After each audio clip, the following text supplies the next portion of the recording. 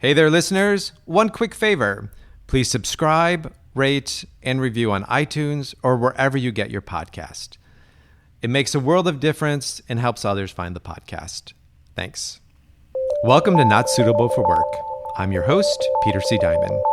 You think your office is nuts? Wait until you hear some of these stories. It's a story I tell people as a cautionary tale of what not to do in a pressure-filled situation. It gets to a spot where I think I'm making this connection, but what I'm not attuned to is maybe this has become a little bit too much of a visual demonstration. What about our professional dynamic has given you license to act in this way? You gotta tell the truth. It can only get worse from here.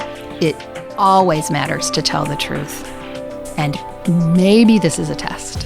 With each podcast, I interview folks who have a humorous work story to share.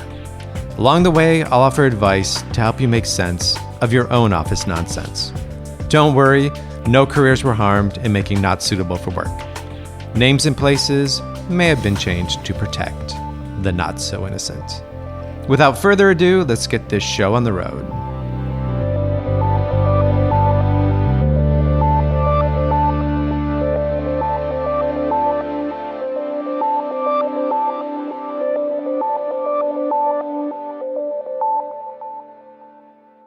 Oftentimes, you have to make a split-second business decision, knowing the consequences could be dire.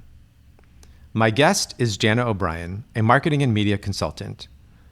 She shares her story of being caught off guard by a client's blunt question, kind of more like an inquisition, the answer to which she knows could cost her her job. So I spent my career working in advertising at a major Chicago ad agency and was assigned to, I'd been long-term working on one of our top 4 clients, which was always a wonderful honor, but a challenging honor.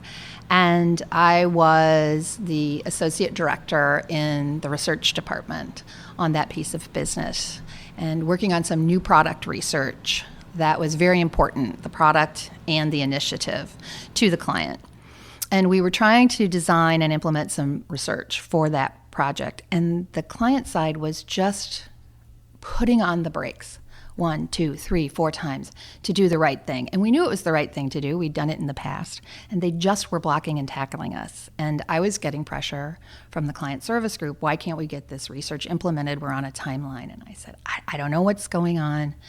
They are blocking and tackling us at every corner. I don't get it. I don't know if there's some hidden agenda politically out on their side that they don't want to know what we need to know about this product, but we're blocking and tackling at every corner, and I'm pushing. And believe me, I'm working on it. We'll get it through. So the client's being obstreperous. Okay.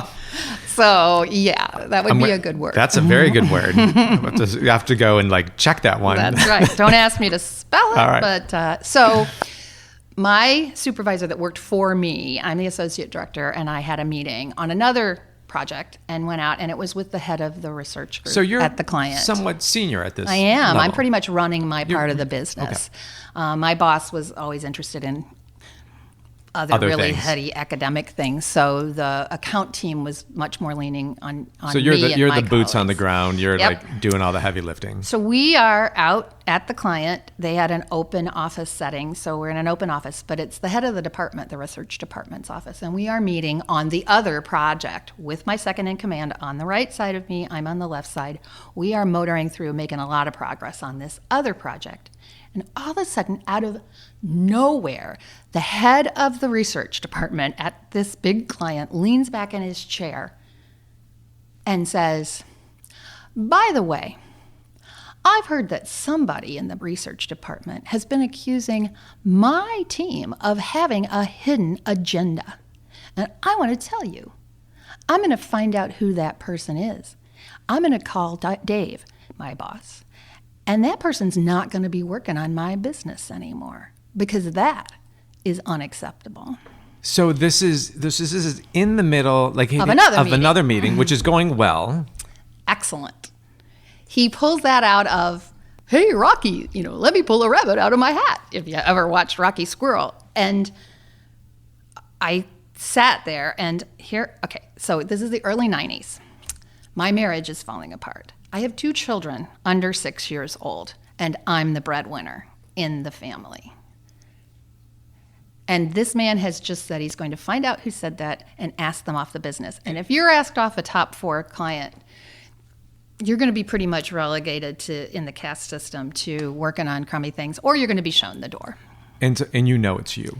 Oh, of course I knew it was so me. You and know so you. In my head, in the millisecond, the one thing my bosses have always told me is my brain works at a speed that's 10 times faster. And I used to get in evaluations. You need to count to 10 before you give an answer to something, because people don't believe you when you answer in 2 seconds, even though it's like you really thought about it. So in that millisecond, my whole career runs before my mind. I'm dying. And I went, this is what you got to do. And I looked him in the eye and I said, Don, you don't need to call David. The person was me. And if you ask me off the account, you have every right to. I would understand, because it's a shameful thing to say.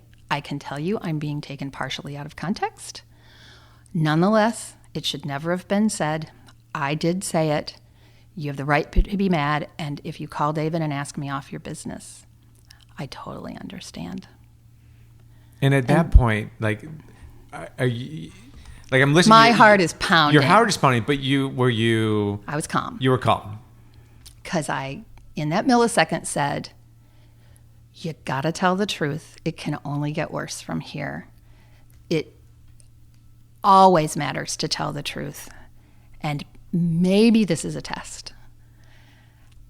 And I'm telling you, in his own millisecond, Don leaned in his chair and he goes, well, I think we can move on. Let's get back to work. And we went back to work on the project. I said, wait, are you sure? Do you want to call Dave right now? He said, no, we can move on. And it was over. So we finished the meeting. My whole body is like Jell-O pudding, but we get up, we head to the elevator, and that was the one part of the floor that was sort of out of earsight and eyesight on that floor.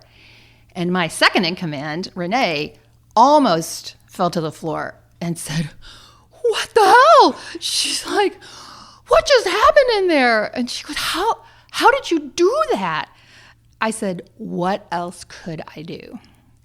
And she goes, I just can't believe how brave you are. And I said, I didn't have a choice. I had to tell him the truth and take my chances. And I knew my whole career was resting in that moment. But it could have only gotten worse, because he would have found out. And I had to make a bet that he was testing me or just wondering what I was made of. And so I bet on it. But I had already thought I could be fired tomorrow. Burnett had done other things, similar, and I'm going to have to figure this out. So why do you think he would have found out that it was you? Because the way it would have gone he would have called my boss, David, and David would have come to me, because I was basically running the group. And he would have said, Don heard this. Is it true? Do you know who said it? And I would have had to say, David, it was me. I said it to Deborah, the account director, but not like she was supposed to tell. And then he would have gone, how are we going to handle this? Because he would have been freaking out that I was going to be asked off the business. It would have just snowballed into ugly. And then it could have become an account thing rather than a research department thing. So I play things out pretty quickly.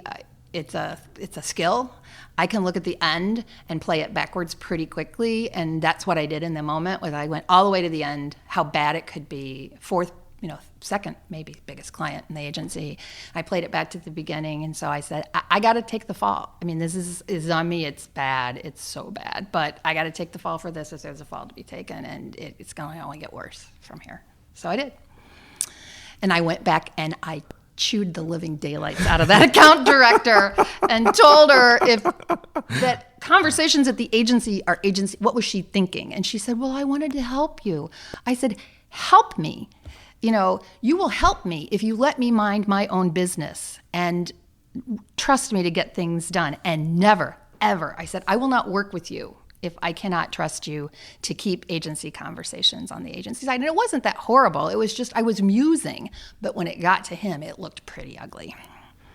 So, it brings up a very interesting topic of when you are with your colleagues and you're discussing things and you're sharing either frustrations, points of kind of angst or agony or whatever it may be, then, the implicit assumption is that nobody is going to It's like talking to a journalist off the record, and I mean, I am certain that clients talk about agency people just like agencies talk about client people. But, I even said to her, do I have to say, this is off the record from now on every time we're having a conversation? Like, this is not for repeating. I don't know. But for me, it became a watershed moment because I'd always believed in always being honest, telling the truth, that especially if you're in research and your job is to find the truth of the marketplace, the minute you start lying, you can't do your job anymore because your whole job is truth, to discern truth. So in me in particular, sure, salespeople are supposed to, hedge the truth, and creatives might say, oh, everybody loved it or whatever. But as a researcher, your whole job rests on your client's credibility and, your credibility with the client. So, but that goes for also having an honest, trusting relationship. And I might say, kind of in the full circle of this story, a couple years later, I did move off that business, and I had done 2 tours of duty on that client, and I finally did move off that business and on to another big piece of business to help them grow. And that person, that head of the department at the client, wrote me a letter. And I had always made all the clients Christmas cookies, these wonderful cookies that they called the killer cookies, to schmooze them because they loved them. And so the first part of the letter was, does this mean I'm not going to get cookies anymore? That was the first letter with a big question mark and an exclamation point. But then the second part was, no, actually what I'm really going to miss is your utter devotion to our account and your utter integrity in everything you do. And I wish you all the best. And for me, that was a letter, a tip of the hat, not just to the work I'd done, but to that moment where I stepped up to him and took the hit. And I think he was a good guy too. And I think in that moment he said, this is exactly the person I want working on my business because she's not going to lie to me. And I mean, not to... That was everything. But was there also any indication on his part, that they were dragging their feet? Or, like, was there any justification? Nope. Nothing. So he... I don't think he knew. Got it. So he may not have been as aware of what was happening on that project. That's right. But he just think heard... that the head of new product marketing had come to him to complain about the foot dragging. He was embarrassed. And he was going to take it back to the agency and beat us up for it. And we came to a covenant of understanding and moved on from there. And did it change your relationship with him? I just think it solidified that here's one of those agency people that's not a huckster, that's not going to lie, that's not like the traditional agency people. And like I said, clients want researchers they can trust. Researchers want clients they can trust. And I think it seeded look, it'll get bad here. It always does. We'll have some tough times, but at least I can always count on you being completely truthful and straightforward with me, and you're not going to try to yank my chain. And that's kind of the way it was for the rest of that relationship, which was nice. And did he continue to get killer cookies? He did. I get 2 more years, and then they take so long. I didn't make them after that, but I did for 2 more years just to tell him I still loved him. Just him, though, not the whole department. So, yeah. All right. Yeah. Jana O'Brien, thank you very much for being you. on Not Suitable for Work. My pleasure. There are 2 lessons we can learn from Jana's story. 1, have a clear sense of your values. When faced with a split-second decision, you can lean into them and they will never steer you wrong. 2, know which of your coworkers are blabbermouths and make sure they understand that when you tell them something, they must keep it in the vault and under no circumstances share it with outside parties. If you want more Not Suitable for Work or have a work story to share, Be sure to follow us on Facebook at Not Suitable for Work. You can find our podcast on iTunes, Spotify, YouTube, Stitcher, SoundCloud, Google Play, or wherever you find your podcast. If you have a question you want answered on a future episode, call us at 872-256-0827 and leave us a message. I'm Peter C. Diamond. You can follow me on Twitter at Peter C. Diamond. Not Suitable for Work is produced by Matt Cunningham at Truthful Enthusiasm. Get your story online with truthfulenthusiasm.com. Until next time.